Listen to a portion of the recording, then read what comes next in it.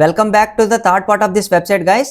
And ఇప్పుడు మనం ఎప్పుడైతే వెబ్సైట్ని ఇలా మనం పైకి స్క్రోల్ చేస్తున్నామో అప్పుడు మనకి లోగో చేంజ్ అవుతుంది, అలానే మనకి కాంపోనెంట్ నేమ్స్ కూడా చేంజ్ అవుతున్నాయి. లైక్ బ్లాక్ కలర్లోకి చేంజ్ అయ్యాయి. అండ్ బటన్ కూడా చూడొచ్చు, మనకి వైట్ కలర్ బార్డర్ అలానే ట్రాన్స్పరెంట్ బ్యాక్గ్రౌండ్ నుంచి అది పింకిష్ కలర్లోకి చేంజ్ అయింది. అండ్ హెడర్ బ్యాక్గ్రౌండ్ కూడా మనకి వైట్ కలర్కి చేంజ్ అయింది. సో ఈ చేంజెస్ని మనం ఈ వీడియోలో యాడ్ చేయబోతున్నాం. మనం హెడర్ సెక్షన్ని డిజైన్ చేసే ముందు ఒకవేళ మీరు లాస్ట్ 2 వీడియోస్ని మిస్ చేసి ఉంటే ఫస్ట్ వాటిని చెక్అవుట్ చేయండి. అండ్ వాటి వీడియోస్ లింక్స్ని కూడా నేను డిస్క్రిప్షన్లో ప్రొవైడ్ చేశాను. ఆ తర్వాత మీరు ఇక్కడ నుంచి ఫాలో అప్ అయిపోండి. అండ్ ఇంకా లేట్ చేయకుండా చేంజెస్ని డిజైన్ చేయడం స్టార్ట్ చేద్దాం. ఇప్పుడు మనం VS కోడ్ని ఓపెన్ చేద్దాం.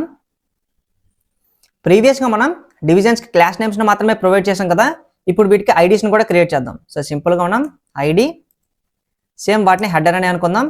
అలానే మనం లోగో కూడా చేంజ్ చేస్తున్నాం కాబట్టి ఐడిని మనం లోగో అని అనుకుందాం. అలానే బటన్ కూడా మనం చేంజ్ చేస్తున్నాం కదా, సో ఇప్పుడు మనం బటన్ కూడా ఐడి ప్రొవైడ్ చేయాలి. Like ID get it now. మనం ఐడీస్ని అయితే క్రియేట్ చేసాం. అండ్ ఇప్పుడు మనం ఏవైతే చేంజెస్ చేయాలనుకుంటున్నామో ఆ స్టైల్స్ని కూడా క్రియేట్ చేయాలి కాబట్టి సింపుల్గా మనం వాటికి కూడా స్టైల్స్ క్రియేట్ చేద్దాం. స్టార్టింగ్ మనం హెడర్కి క్రియేట్ చేద్దాం. లైక్ మనకి బ్యాక్గ్రౌండ్ కలర్ చేంజ్ అవుతుంది, అలానే కాంపోనెంట్ నేమ్ కలర్ కూడా చేంజ్ అవుతుంది కదా, లైక్ బ్లాక్లోకి. సో వీటిని యాడ్ చేయాలి కాబట్టి ఒక క్లాస్ నేమ్ని క్రియేట్ చేద్దాం. దాన్ని నేను స్క్రోల్డ్ అని అనుకుంటున్నా. అండ్ ఇప్పుడు మనం బ్యాక్గ్రౌండ్ని వైట్కి చేంజ్ చేస్తున్నాం. అలానే కలర్ని కూడా మనం బ్లాక్ అని చెప్పాలి. సో బ్లాక్ అయితే చేంజ్ చేసాం. అలానే మనకి బటన్ కూడా చేంజెస్ జరుగుతున్నాయి. లైక్ మనం చూడొచ్చు, ఎప్పుడైతే మనం పైకి స్క్రోల్ చేసామో మనకి బార్డర్ అరేంజ్ అయింది, అలానే బ్యాక్గ్రౌండ్ కలర్ కూడా యాడ్ అయింది. సో దాన్ని కూడా యాడ్ చేయాలి కాబట్టి ఇప్పుడు మనం గెట్ ఇట్ నో బటన్ కిందకు వచ్చేసి స్క్రోల్ బటన్ అని ఒక లేన్ క్లాస్ నేమ్ని క్రియేట్ చేస్తున్నాం. అండ్ ఇప్పుడు మనం బ్యాక్గ్రౌండ్ కలర్ని ఆ పింకిష్ కలర్ యాడ్ చేసాం. అలానే బార్డర్ లేదు కాబట్టి బార్డర్ని నన్ చేద్దాం. సో మనం చేంజెస్ని క్రియేట్ చేస్తాం. అండ్ ఇప్పుడు మనం ఈ చేంజెస్ అన్ని వెబ్సైట్ మీద రిఫ్లెక్ట్ అవ్వాలంటే మనం ఇప్పుడు జావా స్క్రిప్ట్ని యూజ్ చేయాలి. సో ఇప్పుడు మనం మ్యాక్సిమైజ్ చేద్దాం స్క్రీన్ని. అండ్ ఎండింగ్లోకి వచ్చేసి ఒక స్క్రిప్ట్ ట్యాగ్ని కూడా క్రియేట్ చేయాలి. సో ఇప్పుడు మనం జావా స్క్రిప్ట్ యూజ్ చేసి లాజిక్ని క్రియేట్ చేయబోతున్నాం. సో ఇప్పుడు మనం క్రియేట్ చేసే లాజిక్ని ఫస్ట్ అర్థం చేసుకుందాం. సింపుల్గా మనం ఇనిషియల్గా మనకి టాప్ స్క్రోల్ వాల్యూ ఒకటి ఉంటుంది. సో దాన్ని మనం ఒక వేరియబుల్లో స్టోర్ చేద్దాం. అలానే మనం ఎప్పుడైతే ఇలా పైకి స్క్రోల్ చేస్తున్నామో అంటే ఈవెంట్ జరుగుతుందో ఆ ఈవెంట్ జరిగేటప్పుడు మనం ఆ పర్టికులర్ స్క్రోల్ వాల్యూ కూడా మనకి చేంజ్ అవుతుంది. సో దాన్ని కూడా స్టోర్ చేయడానికి మనం ఇంకో వేరియబుల్ని క్రియేట్ చేద్దాం.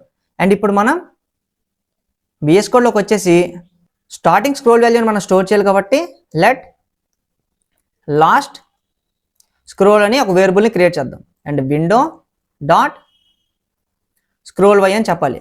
సో ఇది మనకి ఏం స్టోర్ చేస్తుంది, మన ఇనిషియల్ స్క్రోల్ వాల్యూ అంటే టాప్ స్క్రోల్ వాల్యూ. అలానే మనం ఇప్పుడు వేటికైతే చేంజెస్ని యాడ్ చేయాలనుకుంటున్నామో వాటిని కూడా టార్గెట్ చేయాలి కాబట్టి వాటికి కూడా వేరియబుల్స్ క్రియేట్ చేయాలి. So const header equals to document dot get element ID. దీనిలో మనం హెడర్ని టార్గెట్ చేసాం. అలానే const logo equals to document dot get element ID. దీనిలో మనం లోగోని టార్గెట్ చేసాం. అలానే కాన్స్ట్ బటన్ అనుకుందాం and equals to document dot get element by ఐడిలో ఇప్పుడు మనం గెట్ ఇట్ నౌని టార్గెట్ చేయాలి. సో మనం 3 థింగ్స్ని అయితే టార్గెట్ చేసాం. అండ్ ఇప్పుడు మనం అసలైన లాజిక్ని రాయాలి. అంటే ఎప్పుడైతే మనకి ఈవెంట్ జరుగుతుందో పైకి ఇలా స్క్రోల్ చేసేటప్పుడు ఆ లాజిక్ రాయాలి కాబట్టి ఇప్పుడు మనం విండో డాట్ యాడ్ ఈవెంట్ లిజనర్లో సో మనకు బిహేవియర్ ఏంటి, పైకి ఇలా స్క్రోల్ చేయడం. అంటే స్క్రోల్ చేసేటప్పుడు మనకి ఈ చేంజెస్ యాడ్ అవ్వాలి కాబట్టి దీనిలో మనం స్క్రోల్ అని చెప్పాలి. అలానే మనం ఫంక్షన్ కూడా క్రియేట్ చేయాలి. అంటే ఈ ఫంక్షన్లో మనం ఏవైతే చేంజెస్ చేస్తున్నామో అవన్నీ మనకి ఆ ఈవెంట్ జరిగేటప్పుడు చేంజ్ అవుతాయి. మనం లాస్ట్గా ఇనిషియల్ స్క్రోల్ వాల్యూని అయితే స్టోర్ చేసాం కదా. అండ్ ఇప్పుడు మనం పైకి ఎత్తేటప్పుడు అంటే ఈవెంట్ జరిగేటప్పుడు మనకు స్క్రోల్ వాల్యూ చేంజ్ అవుతుంది కదా, దాన్ని స్టోర్ చేయడం కోసం ఇంకో వేరియబుల్ని క్రియేట్ చేద్దాం. సో దాన్ని మనం లెట్ కరెంట్ స్క్రోల్ అనుకుందాం. And same window dot scroll Y. And ఇప్పుడు మనం అసలైన లాజిక్ని రాయాలి. సో సింపుల్గా ఇఫ్ కండిషన్ యూజ్ చేసి current scroll value greater than last scroll value. అప్పుడు మనకి ఇఫ్ కండిషన్లో ఉండే చేంజెస్ అని అప్లై అవ్వాలి. సో ఇదేంటో ఒకసారి చూద్దాం.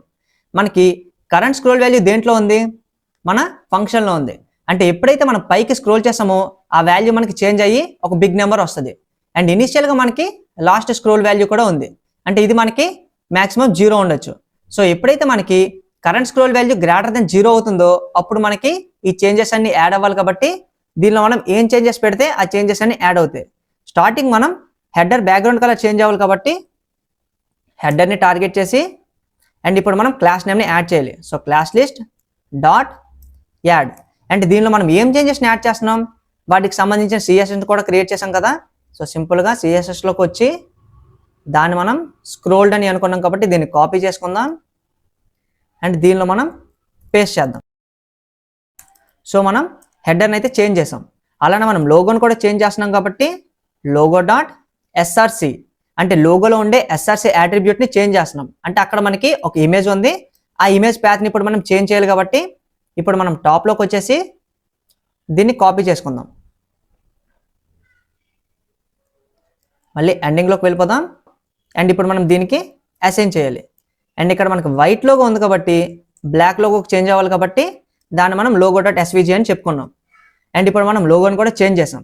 అలానే ఇప్పుడు మనం బటన్ కూడా చేంజెస్ యాడ్ చేయాలి. కాబట్టి బటన్ డాట్ దీనికి కూడా క్లాస్ లిస్ట్ క్రియేట్ చేసాం డాట్ యాడ్. అండ్ దీని క్లాస్ లిస్ట్ నేమ్ ఏమనుకున్నాం, స్క్రోల్ బటన్ కదా. సో ఇప్పుడు మనం దాన్ని కూడా కాపీ చేసుకుందాం అండ్ దీనిలో మనం పేస్ట్ కూడా చేసేసాం. అంటే ఇప్పుడు మనం బిహేవియర్ మొత్తాన్ని చేంజ్ చేసాం. అండ్ ఇప్పుడు మనం డైరెక్ట్గా వెళ్ళి కూడా చెక్ చేయొచ్చు. లైక్ మన వెబ్సైట్లోకి వచ్చి అండ్ పైకి స్క్రోల్ చేస్తే మనకి చేంజెస్ యాడ్ అయ్యాయి. కానీ ఇప్పుడు మనం కిందకి దించితే ఆ చేంజెస్ మళ్ళీ మనకి బ్యాక్కి రివర్ట్ అవ్వలేదు. లైక్ చూడొచ్చు, మనం పైకి స్క్రోల్ చేసినప్పుడు మనకి చేంజెస్ అలా ఫిక్స్ అయిపోయి ఉండిపోయాయి. కానీ మనకి ఆ చేంజెస్ మాత్రం మళ్ళీ బ్యాక్ రావట్లేదు కదా. సో ఇప్పుడు మనం దాన్ని కూడా యాడ్ చేయాలి. సో సింపుల్గా మళ్ళీ మనం లాజిక్లోకి వెళ్ళిపోయి ఇప్పుడు మనం ఇఫ్ కింద ఎల్స్ బ్లాక్ని కూడా క్రియేట్ చేయాలి.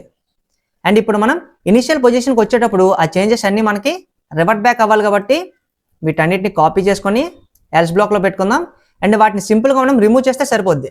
సో యాడ్ ప్లేస్లో మనం రిమూవ్ అని చెప్పాలి. అలానే కిందను కూడా యాడ్ ప్లేస్లో రిమూవ్ అని చెప్పాలి. అండ్ వైట్ లోగోకి మళ్ళీ మనం చేంజ్ చేయాలి కాబట్టి వైట్ లోగో. అండ్ ఇప్పుడు ఒకసారి వెళ్ళి చెక్ చేద్దాం. సో ఇప్పుడు మనం పైకి స్క్రోల్ చేసేటప్పుడు మనకి చేంజెస్ అన్నీ వచ్చాయి. అండ్ ఇప్పుడు మనం కిందకి స్క్రోల్ చేసినా సరే చేంజెస్ అలానే ఉన్నాయి. అండ్ ఇనిషియల్ పొజిషన్కి వచ్చినప్పుడు మనకి చేంజెస్ అన్ని మళ్ళీ నార్మల్ అయిపోతున్నాయి. అండ్ ఇప్పుడు మనం సక్సెస్ఫుల్గా రెప్లికేట్ చేసాం కదా. లైక్ రెండింటిని కంపేర్ చేద్దాం. సో ఇనిషియల్ పొజిషన్లో మనకు నార్మల్గా ఉంది, ఇది కూడా ఇనిషియల్ పొజిషన్లో మనకు నార్మల్గా ఉంది. అండ్ ఇప్పుడు ఒకసారి పైకి స్క్రోల్ చేద్దాం. సో పైకి స్క్రోల్ చేసినప్పుడు మనకి చేంజెస్ యాడ్ అయ్యాయి. అలానే దీన్ని కూడా పైకి స్క్రోల్ చేద్దాం, మనకి చేంజెస్ యాడ్ అయ్యాయి. అలానే మళ్ళీ ఒకసారి కిందకి దించుదాం, మనకి చేంజెస్ ఏం పోవట్లే. సో దీన్ని కూడా ఇప్పుడు మనం ఒకసారి సింపుల్గా కిందకి దించుదాం. సో చేంజెస్ ఏం పోలేదు. అండ్ ఇనిషియల్కి వచ్చినప్పుడు మాత్రమే మనకి చేంజెస్ పోతున్నాయి. అండ్ మనం గమనించినట్లయితే మనం ఇలా పైకి స్క్రోల్ చేసేటప్పుడు ఆ చేంజెస్ అన్ని మనకి స్మూత్గా యాడ్ అవుతున్నాయి కదా. సో ఆ స్మూత్నెస్ను కూడా మన దీనికి కూడా యాడ్ చేద్దాం. సింపుల్గా మనం స్టైల్స్లోకి వచ్చేసి హెడర్లో ట్రాన్సిషన్ యూజ్ చేస్తే సరిపోద్ది. సో సింపుల్గా ట్రాన్సిషన్ని ఆల్ టార్గెట్ చేసి 0.5 సెకండ్ ఈజ్. అండ్ ఇప్పుడు ఒకసారి వెళ్ళి చెక్ చేద్దాం. సో ఇప్పుడు మనకి చేంజెస్ అన్ని స్మూత్గా యాడ్ అవుతున్నాయి చూడొచ్చు. అండ్ మనం గమనించినట్లయితే ఎప్పుడైతే మనం ఇలా పైకి స్క్రోల్ అప్ చేస్తున్నామో మనకి ఏం చేంజెస్ తెలియట్లేదు, ఎందుకంటే మనకు బ్యాక్గ్రౌండ్లో పింకిష్ కలర్ ఉంది కాబట్టి. కానీ ఎప్పుడైతే మనం వైట్ కలర్లోకి వస్తున్నామో మన హెడర్ సెక్షన్ అలానే కింద ఉన్న బ్యాక్గ్రౌండ్ సెక్షన్ మనకి రెండు కలిసిపోతున్నాయి. సో మనం లెఫ్ట్ సైడ్ చూడొచ్చు, మనం ఎప్పుడైతే స్క్రోల్ అప్ చేసామో మనం వైట్ సెక్షన్లోకి వచ్చిన తర్వాత మనకి కిందన బాక్స్ షాడో కూడా వస్తుంది, లైక్ బాటమ్ షాడో ఉంది కదా. సో ఇప్పుడు మనం దాన్ని కూడా యాడ్ చేయాలి కాబట్టి ఇప్పుడు దాన్ని కూడా యాడ్ చేద్దాం.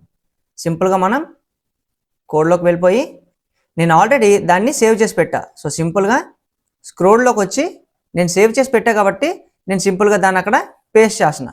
అండ్ ఇప్పుడు చూడొచ్చు బ్యాక్గ్రౌండ్లో మనకి బాటమ్ షాడో కూడా యాడ్ అయింది అండ్ చూడడానికి కూడా చాలా బాగుంది.